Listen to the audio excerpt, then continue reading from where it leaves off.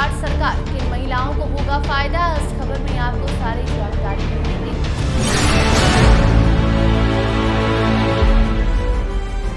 नमस्कार, star TV Bihar देख रहे हैं आप और मैं आपके साथ वंदना।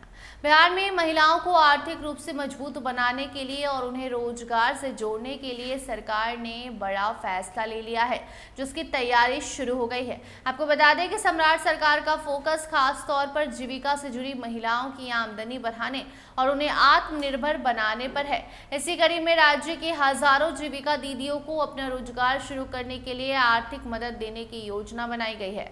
सरकार के मुताबिक राज्य भर की 8,000 जीविका दीदियों को सुधा डेयरी का बूथ खोलने के लिए 60 हजार रुपए की सहायता राशि दी जाएगी। इसका उद्देश्य महिलाओं को रोजगार और एक अस्थायी साधन उपलब्ध कराना है, ताकि वो अपने परिवार की आमदनी बढ़ाने के साथ साथ खुद का कारोबार भी शुरू कर सके। सरकार की योजना सिर्फ सुधा बूथ तक सीमित नहीं है। जीविका दीदियों को रोजगार और व्यवसाय शुरू करने के लिए बड़े स्तर पर कर्ज यानी कि लोन उपलब्ध कराने की तैयारी भी की जा रही है। अधिकारियों के अनुसार राज्य के करीबन 25 लाख जीविका दीदियों को जीविका बैंक यानी निधि के माध्यम से लोन दिया जाएगा। इसके लिए भी योजना है। इसके लिए करीबन 20,000 करोड़ रुपए तक का लोन उपलब्ध कराने की तैयारी बताई जा रही है। दरअसल सरकार ने आने वाले 2 से 3 सालों में बड़ी संख्या में जीविका दीदियों को लखपति दीदी बनाने का लक्ष्य रखा है।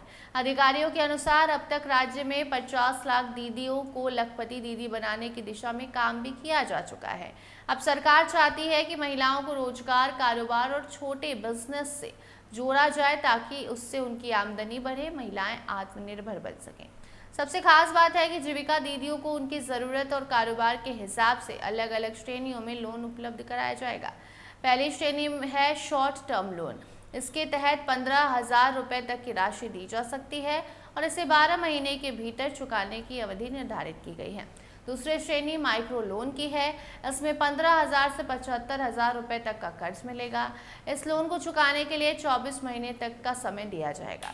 वहीं तीसरी श्रेणी जो है स्मॉल लोन की है। इसमें व्यवसाय की ज़रूरत के हिसाब से 75,000 रुपये से लेकर 2 लाख रुपये तक का लोन जीविका दीदियों को उपलब्ध कराया जाएगा। इस कर्ज को चुकाने के लिए 36 महीने यानी 3 साल तक की जो वक्त है, जो समय है, वो जीविका दीदियों को दिया जाएगा।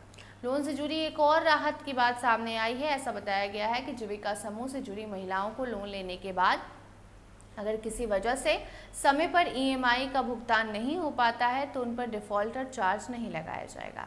हालांकि लोन की शर्तों और भुगतान से जुड़े नियमों का पालन उन्हें ज़रूर करना होगा। सरकार की कोशिश ये है कि महिलाओं को लोन लेने के लिए बार बार सरकारी दफ्तरों के चक्कर ना लगाने पड़े।